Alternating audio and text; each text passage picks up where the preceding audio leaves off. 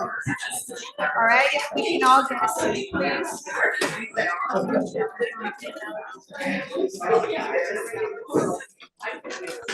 All right, we're going to get started. And this won't be much of an introduction because Dr. DeCandia is like a family member to us at this point in the day. But this workshop will be a little bit different. As you can see, the title, Principles of Effective Trauma-Informed Leadership for a Healthy Workplace and Employee Engagement. So I'm really looking forward to it. This is geared to those of us in the room who are directors, board members, and looking at how we can take some of these trauma-informed principles that we've been using in our programming and use those in our staff and board relations. So thank you very much for being here. Dr. Carmela DeCandia. All right, well, hopefully this is geared to what you're using. I'm not up to speed with where you're at in terms of trauma-informed and what you're practicing. So if I'm, stop me if I'm doing something that you're like, yeah, we already do that. Like, let's make sure this is a useful session for you. I don't mind that at all. There's just a lot of material I'm coming to present, but if you say, we got this, we want to figure this out, let's turn it into that kind of interactive conversation. So feel free to take it over. Board members, directors, what else? Board members. Is it board members and directors? Is that the way we would think about it here in this room? Okay. Okay. And it's not staff members too. Leadership team. Leadership team, staff members. Okay, good to know. So good. We got a group of leaders here. Wonderful. All right. So what I wanted to do is talk about a couple of principles of effective leadership. The APA study on psychologically healthy workplaces and what the data shows about kind of the things to target to build a psychologically, and a little bit on trauma-informed care. Okay. That's okay to turn this? Yeah, sure. This way I don't have to keep turning around. So we're going to talk about leadership, emotional intelligence as leaders, what makes the components of a psychologically healthy workplace, and then some principles of trauma informed. So as you know, leadership sets the tone. It always sets the tone. I mean, the culture, I think COVID really kind of showed how important it was, because workplaces were going through so much stress that how leaders were handling that had a huge impact on how workers were dealing. And so you can have all the best systems in the world and, lots of staff in right place, but if the tone of leadership is not being communicated in a way that helps people feel heard and safe and useful and productive and valued, none of it's going to matter. And in trauma-informed care, it's all about buy-in and leadership, that people are going to buy into something that you want to take them on a journey for. So that stuff you probably know. Classic principles. I think I am going to have to. It's just not in my DNA. Classic principles of effective leadership.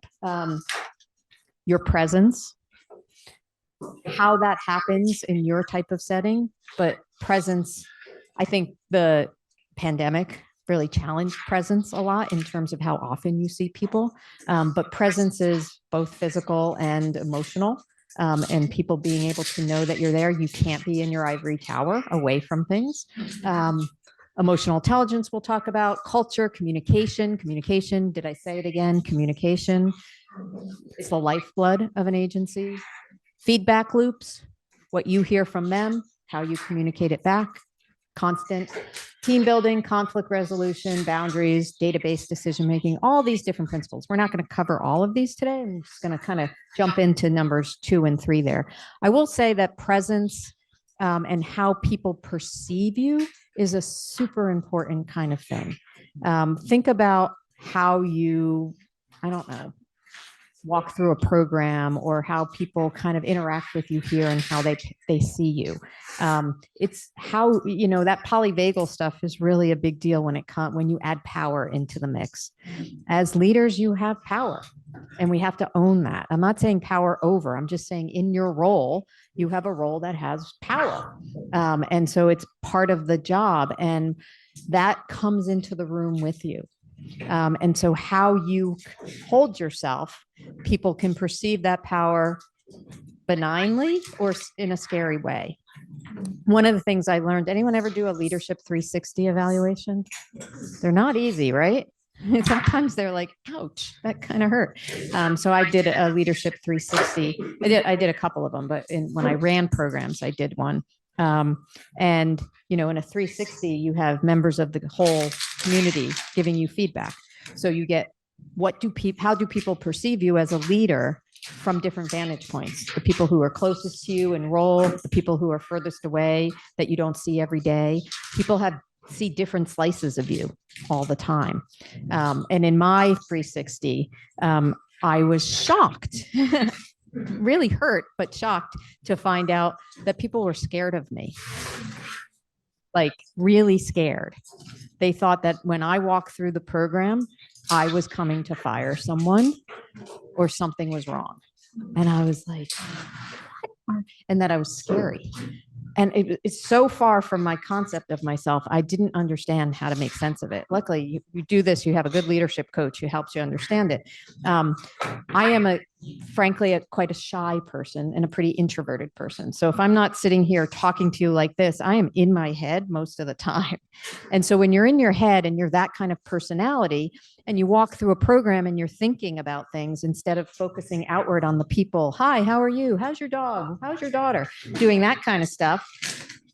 People look at you and they can't read your face. It's polyvagal. Now I understand it, right? My polyvagal face is a resting face that people often get scared of. You know what I'm talking about, right? That resting face that has like neutrality to it. There's a word for it. I'm not going there, but that kind of face, people can't pick up what it means. Yeah, you know what I mean, right? But it's hard to read neutral. And so when you combine that, for me, it was just a style. It's just a shyness and a neutrality of my face when I'm not on, that combine that with power in my role as a vice president in a program. And then I walk through the program and I do it periodically, not every day. So they don't know me in relationship. I somehow walk through as, well, that's a scary person walk through here. I wonder who she's coming for. And what I had to learn was that that perception of leadership was kind of the game, and that I had control over that. And the control over that was changing behavior. Because I remember saying to my leadership coach, oh my God, if that's what people think of me, like maybe I can't be a chatty Kathy. That's not who I am. Like maybe I can't do this job. Maybe and he's like, really, you're going to go there? Like, that's the solution already? And I was like, because I felt like a dagger had hit me. And he's like, take a week, go in the corner, lick your wounds, and come back and let's get to work. And I was like, okay. And when I came back, he really helped me understand that behavior changes perception when it comes to leadership and power. You see the person more, the way you as a leader interact with people, the way you show up and present yourself, all of that, because of the power, changes the way people perceive your presence. And so he's like, pick a behavior and do it more frequently. So the number one thing I did was I made sure I walked through the programs multiple times a day. The number two thing I did was he said, I'm sorry, but you're going to have to engage in chit chat. Staff like chit chat, and you're going to have to smile a little more. So put on the face, get out there. And it was like, it's not disingenuous. It's just, you have to put some effort into putting out what you feel on the inside that other people can't see. And within 2 weeks, it completely changed. It taught me so much about how presence and how you come across is impacting our staff and how people perceive us. And that is in your control as a leader. So presence is a big deal and something you can think about for yourself. Oh, you're stuck. Clicker's not.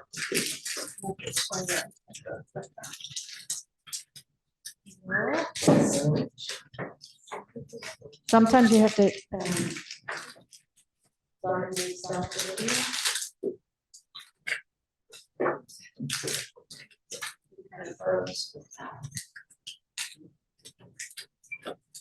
I don't know. Is it okay to stop the share? Yes, it's hard.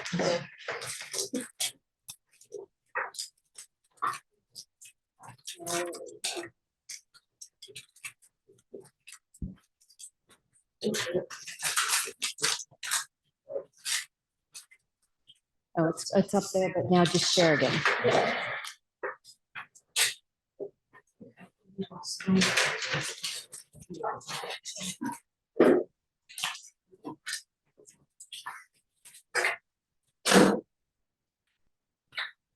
Okay.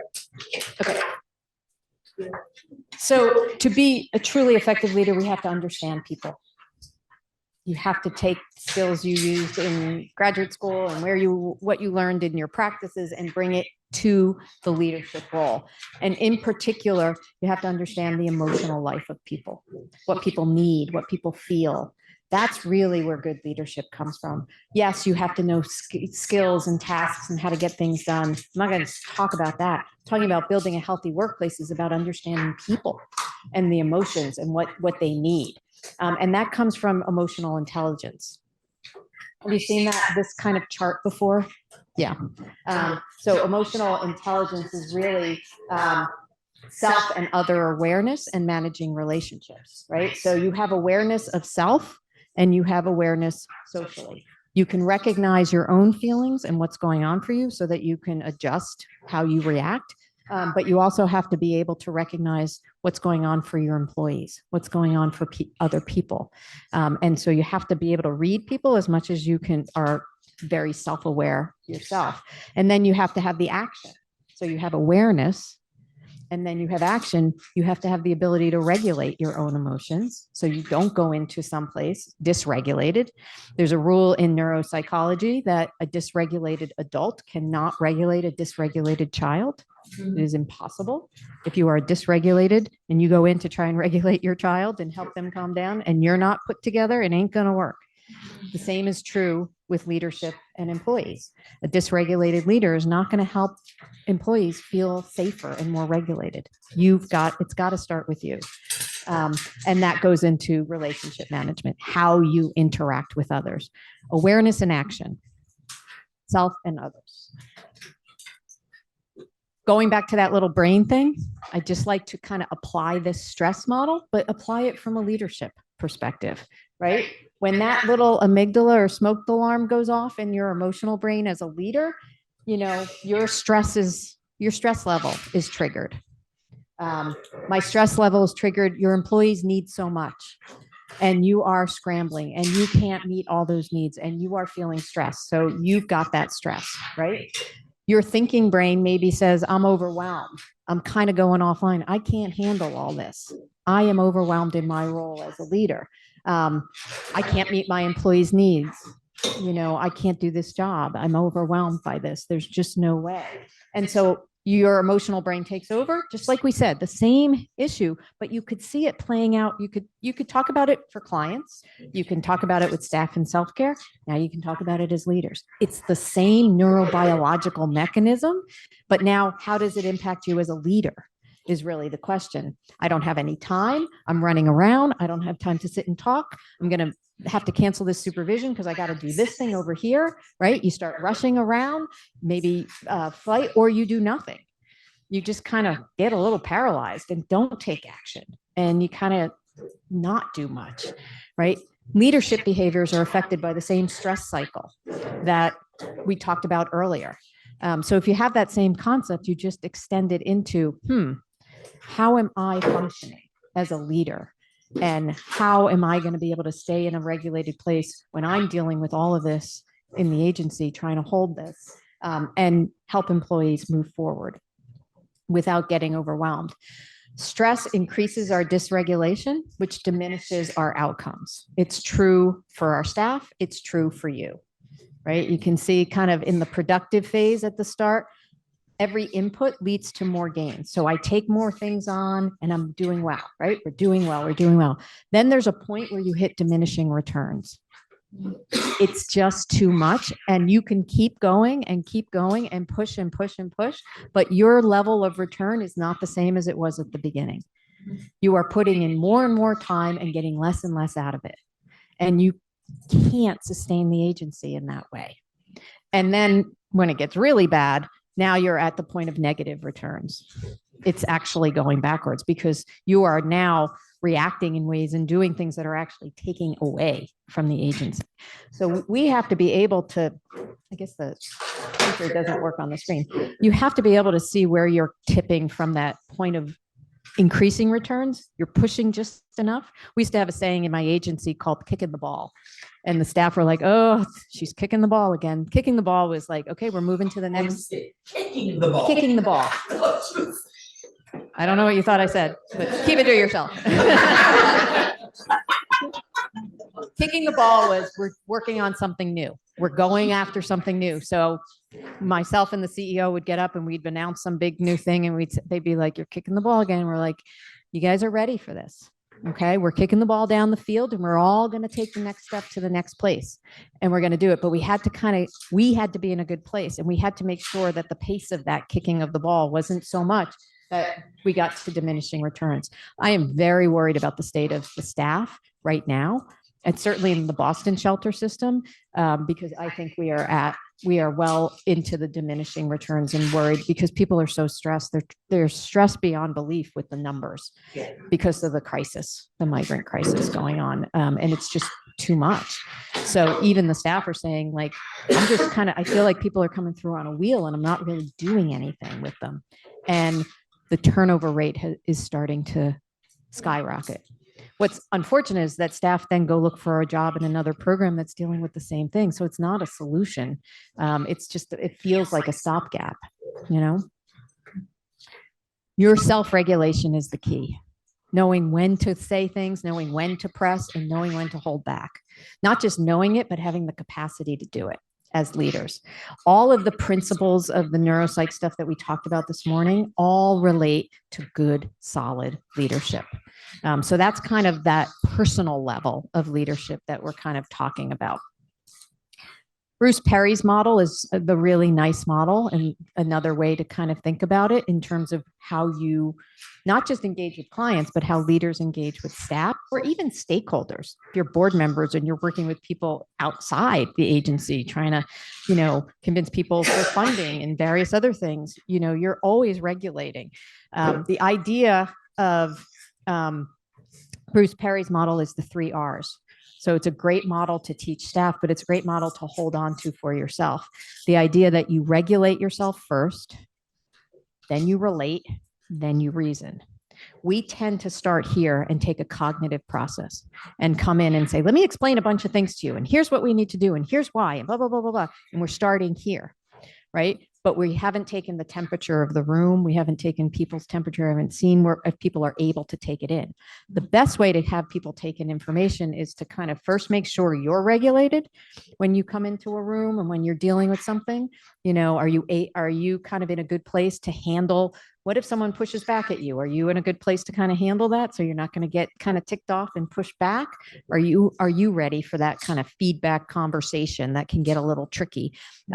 Use the relationship to move that issue forward, to be able to talk with people. So you're still in here. You're basically relating to someone's emotional brain.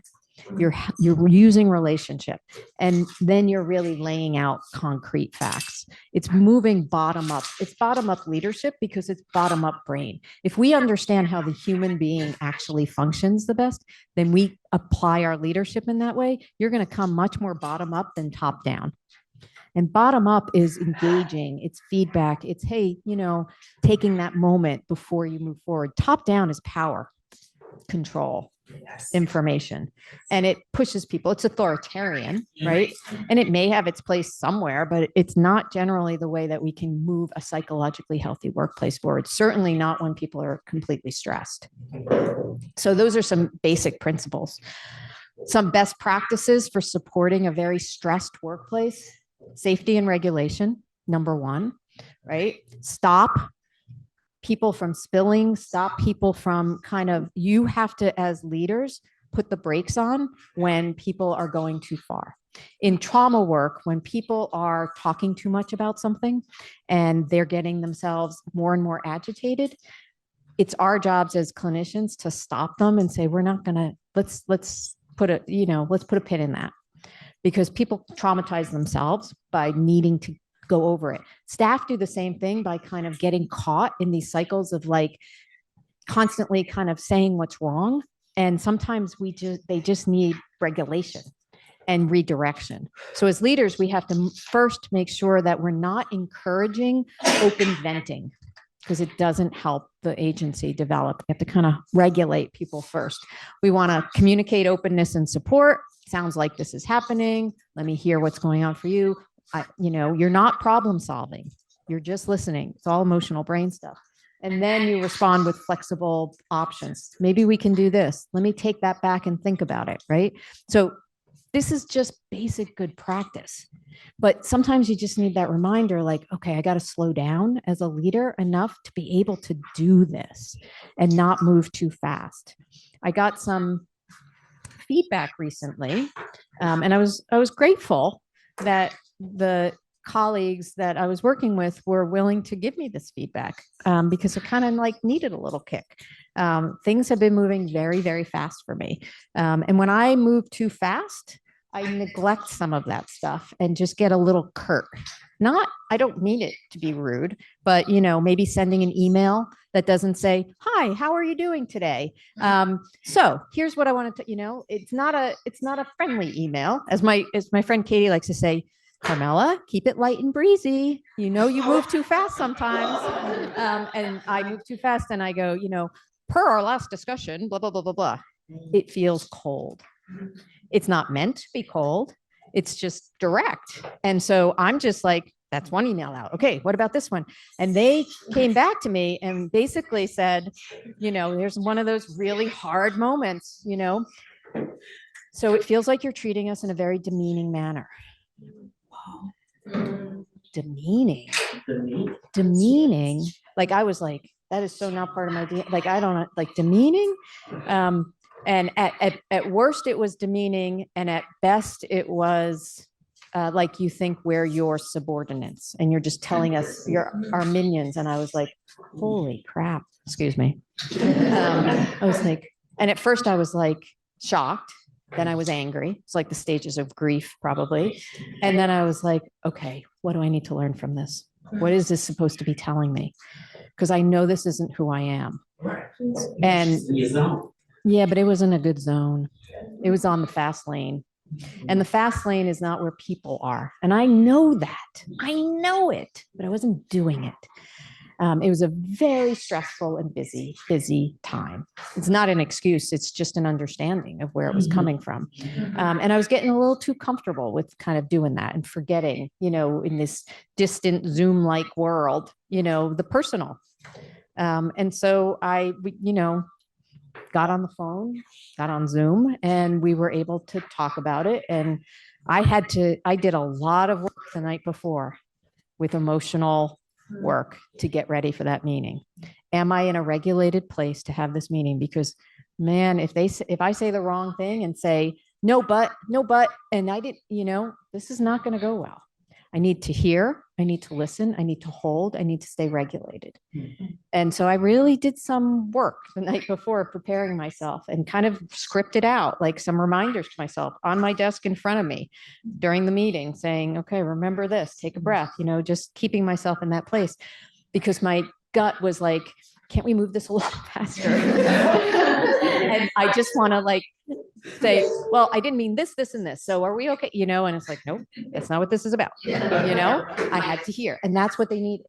Because they were basically about to let me go as a consultant.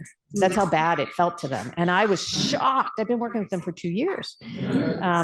And there was another perceptual piece here, because this is an agency run by people of color. And the CEO is a man of color. And he was explaining to me that he's very sensitive to feeling like, I don't know if this is happening or not, but it feels like possibly I've spent my life trying to make sure people don't treat me in a demeaning way. And I feel this something happening.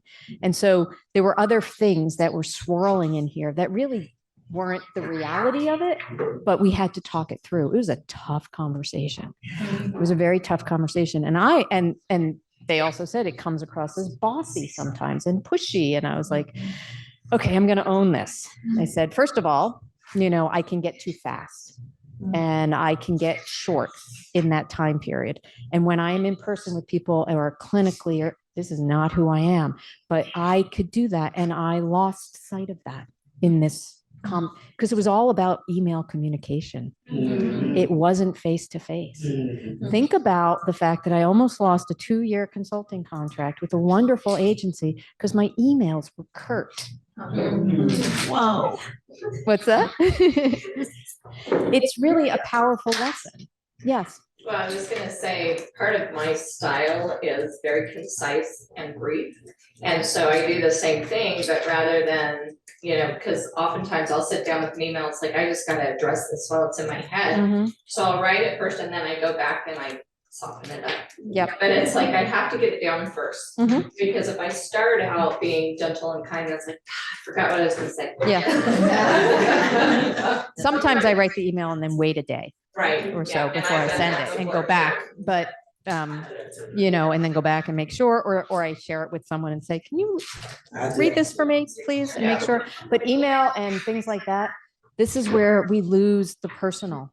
And even in the personal, I told you, we can misperceive each other, but in email and text, my goodness, it really, and so all these things come across. And this is with leader to leader, me to a CEO. This wasn't, imagine if this was the staff, but he was saying staff were feeling something. So because I was sending emails that were a little too fast.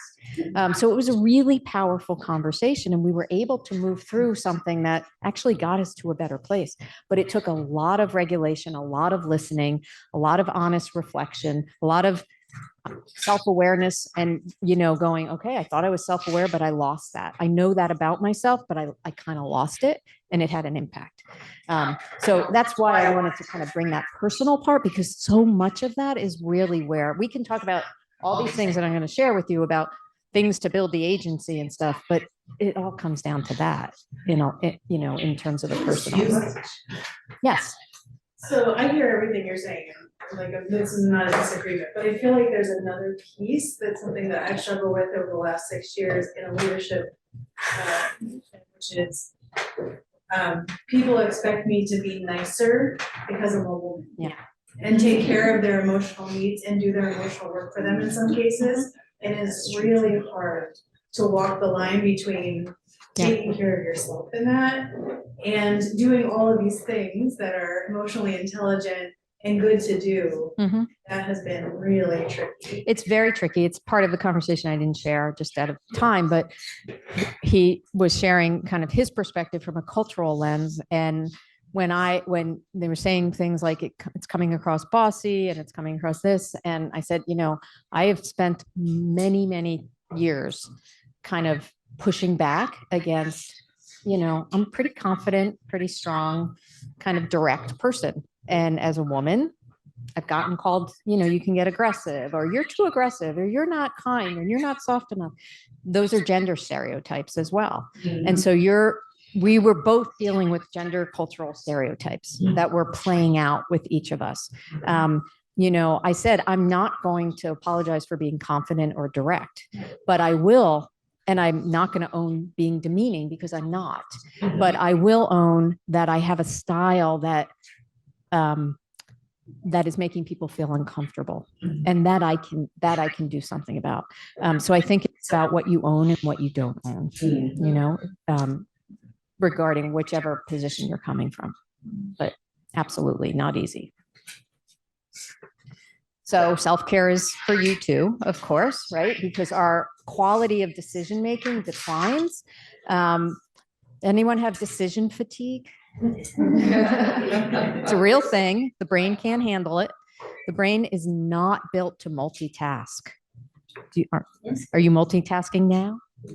Yeah, even in your head, perhaps, right? You are actually way less productive when you multitask. The brain is actually built to pay attention to one thing at a time. And you think you're very good at paying attention to a lot of things, but the brain exhausts itself that way. And so the less you can multitask and the more you can focus, the better decisions you're going to make, because you're not stressing the brain out as much. It's incredibly hard, especially on Zoom. If you're doing a lot of Zoom meetings and you're also doing something on the side, your attention is split in two ways. It's basically at half capacity in both places, as opposed to being in full capacity in one place. The more you can control that, the best you can in your lives, the better decision making you can do. Bruce Perry talks about making better decisions by delegating decisions, simplifying decisions, putting things that are automatic that you don't have to make decisions for, reducing the amount of decisions you have to make in a day, and having other people make certain decisions. Because sometimes as leaders, we think we are the ones. People come to us for everything, and you need to empower others to say, no, this is your decision to make, and help people get comfortable with that.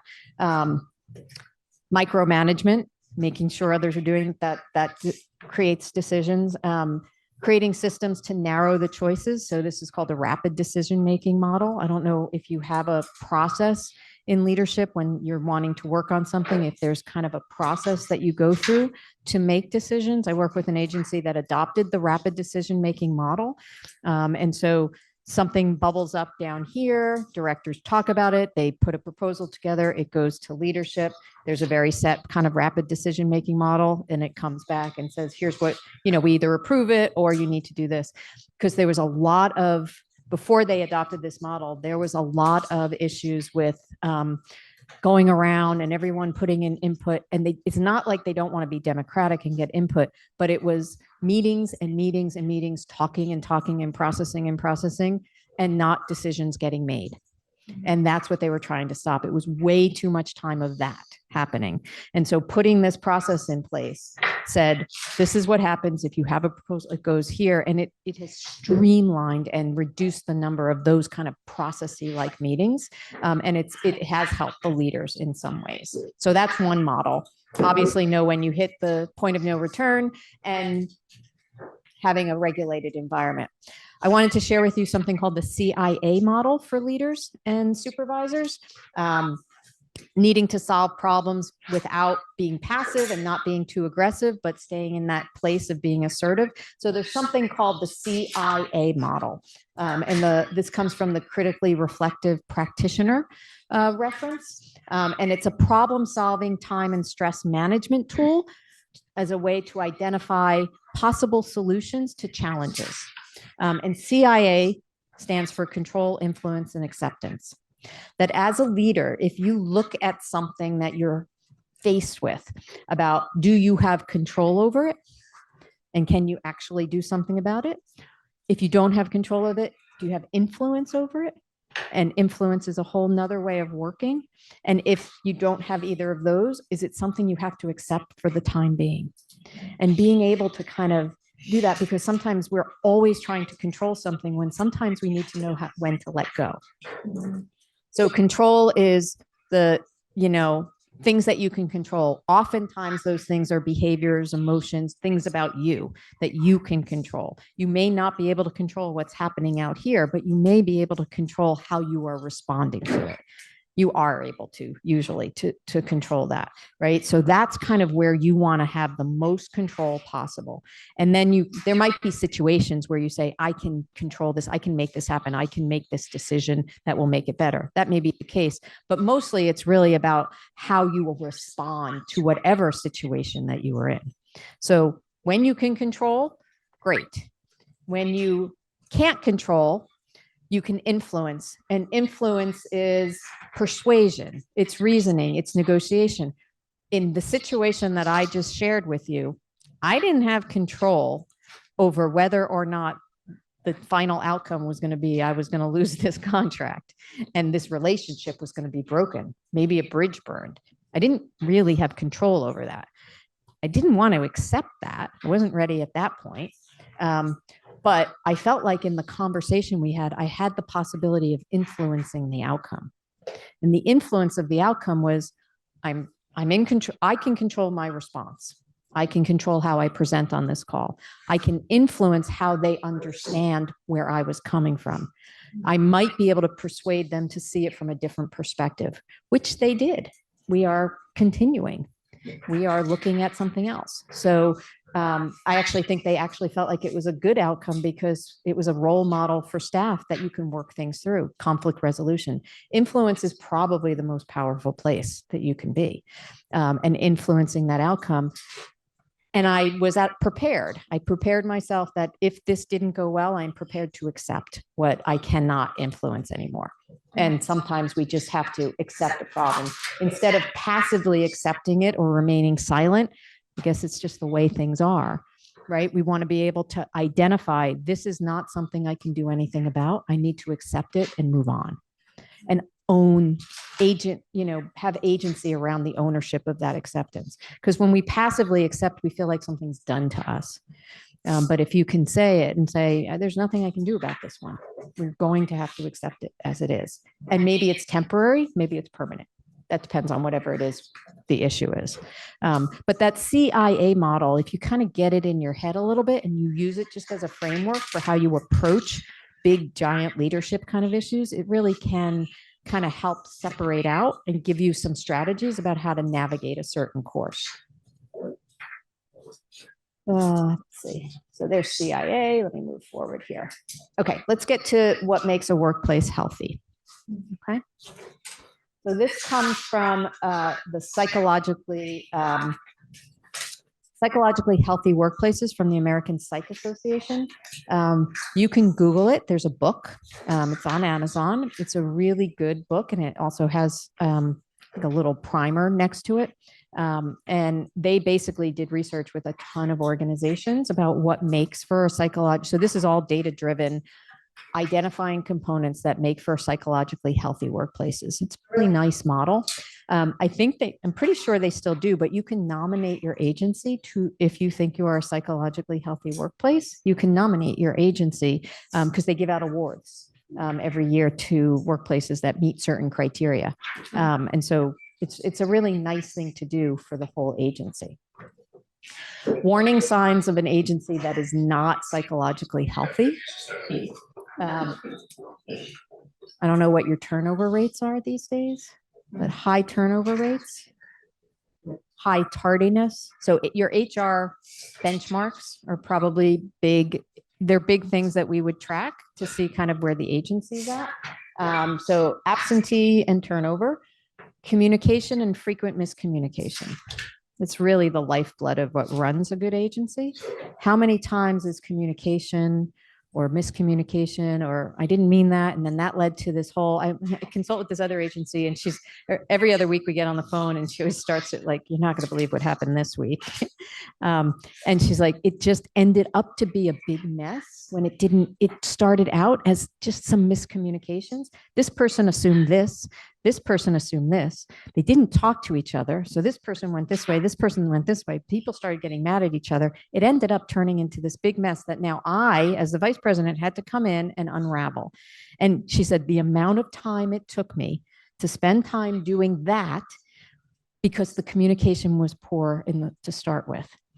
So trying to get people and trying to model and trying to set up systems for better communication is really what she's working on right now, because it really does it. Then you get these conflicts and it leads to poor quality. It leads to a level negative atmosphere. And what I said in one of the other trainings was, it's when the client complaints start. It's when you start hearing that from people. People are not being taken care of. I don't know if I ever told you this story, but when I worked in a teen parent program, so these are teen moms, homeless teen moms with their babies, 13 to 22 in this program. Program director, staff, it's 24 staffed in that kind of program. And I was the vice president. My office was kind of by the front door. So the teens never came to find me, right? I was very distant to them. They knew who I was, but they didn't find me unless there was a problem. And so they, this gaggle of girls starts showing up in my office. it's starting to become a bit of a pattern. And they're complaining to me about the food. The food stinks here. And what are you going to do about the food? And, you got to get us better food. It was just this theme of bad food. And I was like, checking. And I was like, has the food changed? Did we change the vendor or something? And I was like, no, nothing has changed. I'm like, what is this? What is this? Because this was the complaint. So then I meet with the program director and I'm talking with her and she, the kids are complaining and she's like, yeah, I know. They just keep complaining all the time. You should see them. They're complaining about everything. And I said to her, I said, so how's your supervisions going? And she said, I said, no, really, Elizabeth, how are your supervisions going? Well, it's been really busy. It's like, okay, let me change my question. When was the last time you did supervision? Well, I missed a few. Elizabeth, you're not in trouble. Let's just figure out what's happening here so we can fix it. That's all. And it turned out she had stopped doing supervision about 6 to 8 weeks ago. So staff were not getting supervision for about 6 to 8 weeks. And so guess what? Without the supervision, staff are feeling less supported. They're feeling stressed. How do staff behave when they're stressed? They're a little less regulated. They're a little less warm and cozy. They're having trouble because they don't have an outlet for it. The dog bites the cat, all the way down. So the kids are feeling it. The kids are feeling the stress of the adults. How do the kids express it? The kids, the teens, the moms, they don't come to me and say, your staff aren't being as supportive as they used to be. No, they say the food stinks. Psychologically, food is nurturance, right? So the fix wasn't to go to the kitchen and figure out what's going on with the food. The fix was, let's get the supervision going again. How can I help you? Because you seem stressed in being able to keep up with doing all your supervisions. And that is what's needed to run this program effectively, because it's not running effectively right now. So how many things you have on your plate, and let me problem solve with you how I can help you, because I need you to do that. You're the only one who can do that. So we can problem solve her job. She starts doing supervision again. A month later, I walk through the program and they're like, hey, Carmela, the chicken's great. It plays itself out, right? The client complaints are telling you something is going on in how people are managing the agency. And it's not malicious. She was overwhelmed herself, right? But she was too afraid also to say that. So it happens to all of us, but listen for that. It's really important. So here's their APA model on psychologically healthy workplaces. These are the components: work-life balance, health and safety, employee growth and development, employee recognition, and employee involvement. Those components, those 5 components are what make up, from a data perspective, evidence-based perspective, the 5 areas of a healthy working organization, psychologically healthy. And they are all connected by communication, right? How you communicate through the agency about all of those different things. And you can think about those things, how you communicate one-on-one with the staff, how you set policies, what your benefit structures are. There's many ways you're communicating these things. Their model is that impacts how employee well-being is, and employee well-being impacts the organizational functioning. So it's a data-driven model on healthy workplaces. So if we break some of these things down, we'll look at how a leader builds each of these. The 2 big underlying factors here are employee well-being and organizational functioning, right? We saw those 2 things on the side. The 5 components of these 2 big factors: involvement, engagement, recognition, growth, development, health, safety, work, and balance, all through communication. So let's look at each one. Employee recognition and value. Feeling valued increases work engagement. If you feel valued in your job, even if your job is really hard, you stay engaged in it. You feel engaged. You put something into it, right? What do you do that recognizes and your employees? How do you show value to your employees? Strength-based, there's feedback loops, there's lots of structures that you put in place, but is this an area that you feel like we're good at? Is this an area that you feel like, this might be something we give some attention to? Because this is one of the biggest areas that improves engagement. When you improve engagement, you lower turnover, you lower call outs. You do those things, you improve client outcomes. Ultimately, that's where we're going here. We want a healthy workforce, but we want good outcomes. So how do we increase and strengthen our work engagement? How do we show and recognize and show that and have people feel valued? Any thoughts on this just for yourselves? Just give you an area to talk to each other about. Yeah. I was gonna say, for me, what I've tried to do to encourage this is we all work remotely. So we get together once a month, but when we've had some sort of a successful experience as a group, then I try to either bring flowers, surprise them with whoever the development person was, give them something special, like when we finish our gala. And so we're always working to grow and improve, but I try to highlight one person each time with something significant that they did. Okay. So it's an area to work on. Maybe. Something to think about. Yeah. I would say this, I'm not in a supervisory role. I do assist the associate dean in inclusion in a college of diversity and ethnic studies. The one thing that I'll say that I know that I've noticed as an employee is, and I tell people this too, happy employees make productive and loyal employees. And I think that one of the things that primarily impact employee turnover is the fact that employees don't feel appreciated. They don't feel that they, count. They feel that they're just a number on the page. And I believe that it is very important to have transformational leadership, like you were saying, leading from bottom up rather than top to bottom. I think that helps to ensure and incentivizing various things, just as she mentioned, right out of the blue, just showing appreciation in some way. That helps to make an employee feel valued, and that makes a person say, well, you know what? I may not be, even a person who's underpaid may stay on a job that they're not paid very much on if they like the work and the climate is a supportive climate. Because you're talking to somebody who at one point was. What we have to do as leaders is, I'm sorry, go ahead. I was just gonna say, I think, and Veronica kind of touched on this, was really getting to know your employees enough to know what is valuable to them and showing the appreciation. Because they're very different people, and what is valuable to one in showing that appreciation might not actually be what's valuable to another. So kind of knowing, a little bit what is effective. One of the things I know that our group is like, I will occasionally just take everybody out with lunch. We're just gonna take a couple hours, we're gonna go out to lunch, we're just gonna relax, be in a different setting. And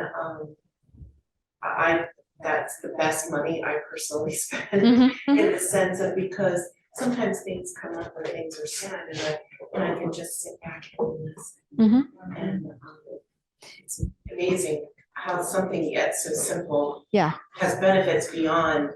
Those things are helpful in building those teams and connections. The question is it actually increasing people's sense of value, or is it just kind of nice and it feels nice? This is kind of where this data kind of makes us go, let me think that through, because we all do that. We take people out to lunch, we do little trinkets and stuff. So we say, what do employers like to recognize? And employers like to recognize individual performance. You did a good job. Here's a little something for that. Your length of service. You've been here for a long time. You get those length of service awards. My I didn't call out sick award for going above and beyond. Wow, you really go above and beyond. Here's a certificate for that one. Good teamwork, maybe doing specific things, right? So it makes sense, right, to think about those things. What do employees like to be recognized for? Employees like to be recognized for at least one very specific thing that they do well, 87%. It's the specificity of it. And this comes from behavior, like behavior therapy kind of stuff, or behavioral psychology, that if you tell people boy, everyone's doing such a great job. It's kind of watered down, right? It's nice and it's a good language, it's good team stuff, but it's not specific. When you really point out to someone, you did a great job when you talked to that mom and she listened to you, and then you somehow got her to follow up with this. I saw the way you did that. That was really excellent. It's very specific, and people walk away and go, yeah, they noticed what I did.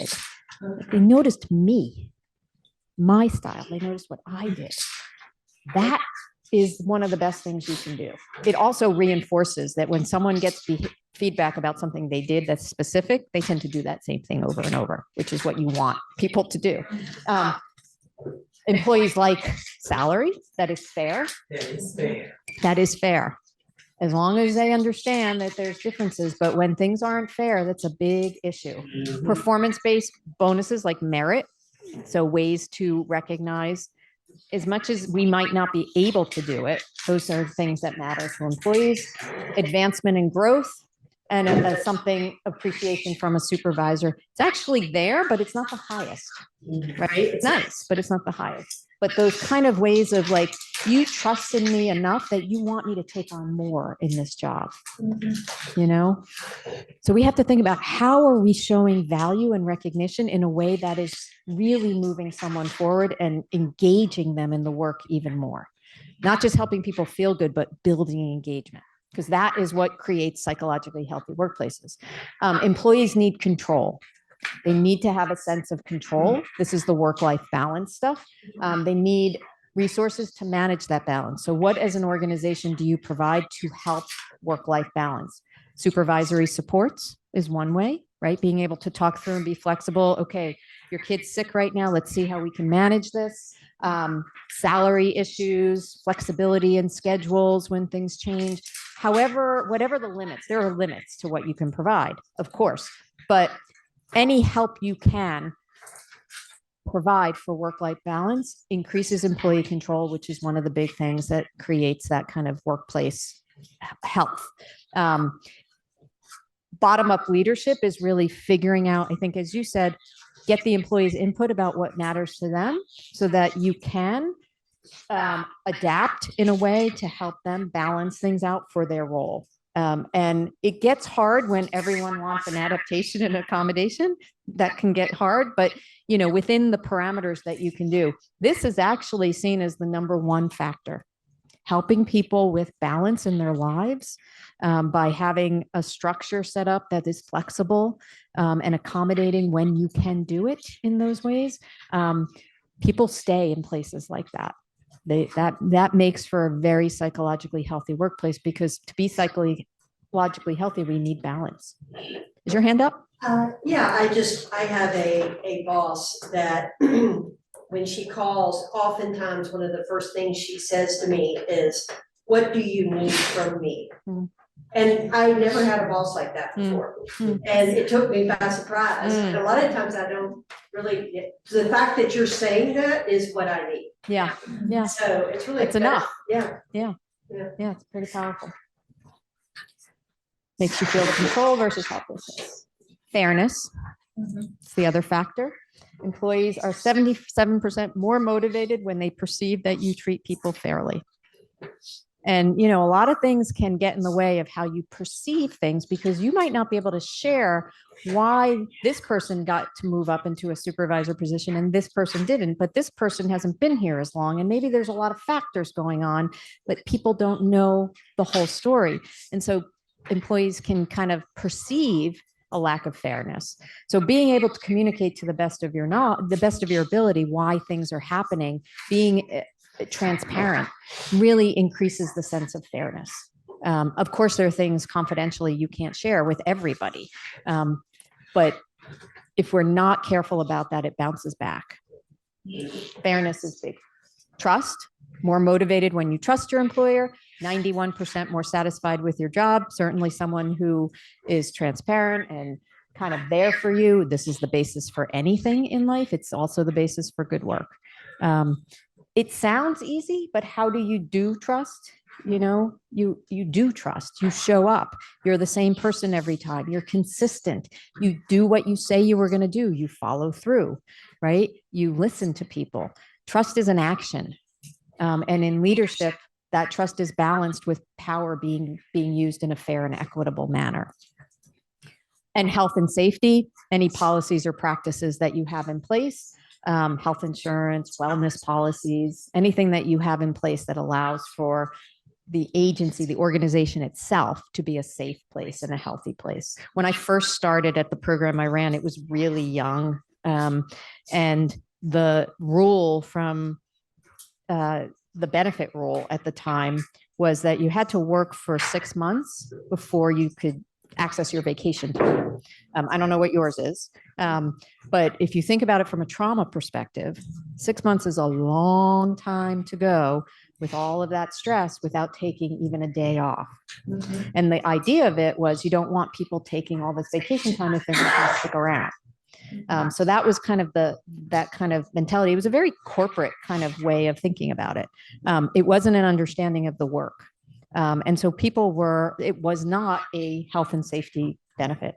So when we started becoming more trauma informed, we had some leadership discussions about needing to change that benefit policy. And there was a financial cost to it. You're going to change the vacation policy, there's a financial cost. So it's that versus what's the impact on the staff. And if the impact on the staff is making it more difficult and we're always just cycling around hiring more people, is it really helpful in the first place? So there was a lot of tension, but it eventually got changed. And obviously it just made more sense to people. Yeah. I think an adjustment like that, we had to make an adjustment like that as Did well. you? We had this, 6 month or whatever long waiting period. And in recognizing that our competitiveness as an employer wasn't always going to be about the salary that we could offer, Right. but about the benefit package, Right. the whole compensation package. If we could eliminate some of those barriers to people feeling like, oh, I go work there, I'm still going to be able to go on that vacation that I was planning before I knew about this job. So that really is one of those things that we have seen benefit in attracting people. Right. Salary isn't the It's thing. not salary. We're out of time, aren't we? We are. Okay. I'm so sorry. Let me get to Wonderful. Got about a minute. Okay. Work engagement, higher scores or engagement, predict better job. All the things we just talked about increase work engagement. Work engagement predicts better job performance, client satisfaction, predicts lower burnout, decreases cynicism. People have less job fatigue. If you can do things that target work engagement, and those are the things supposedly that do, then hopefully you are decreasing some of the other problems that you're having. Vision and value are the things that you need to target and talk about. Leaders understand big picture, employees understand what does this mean to me. So the best ways to kind of do this is communicate vision clearly and communicate value and help people feel valued and be part of the vision and understand the big picture so it doesn't feel like things are happening to you. I just want to show you how this connects to trauma-informed care, because if you take this model and you connect it to a service model, then employee well-being is all about a trauma-informed service model, which also relates to client well-being. I went to a whole day workshop with these guys who did this, and I went up and talked to them and I said, do you guys talk about trauma-informed care? And they're like, no. And I was like, you realize this overlaps. And it's just the addition of the service model. You're talking about it organizational functioning. Take that to the service model. It matches. It lines up completely. I think we call that. And you know what trauma-informed care is, organization-wide approach. It is not just about what you do with a client that's trauma specific. It's about your whole system. It's about looking at the whole system and doing a system change issue to avoid re-traumatization in any way. Organizational culture change is really where you want to get to. Organizational culture, the iceberg model. You know the iceberg model, right? You can the events and crises are on the top. Culture is at the bottom. If you want to, I'm going to skip this one. This is too long. Sorry, I have too much for you. Yeah, we really gotta. We got to go. Okay, I'm skipping ahead. You want to change the culture, you got to change the outcome. Yeah, we're not going to have time for this. But it will be in members only. Yes. PowerPoint. I'll be available.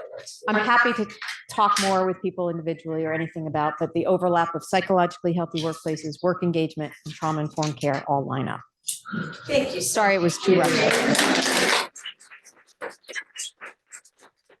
It's a wonderful way to end the time, our day with you together, so Thank thank you so you. much. Thanks. We only have until 4:00, so please be wherever you're gonna be for the next workshop at 4. If you stay in here, Dana and Mary Beth are gonna talk to you a little bit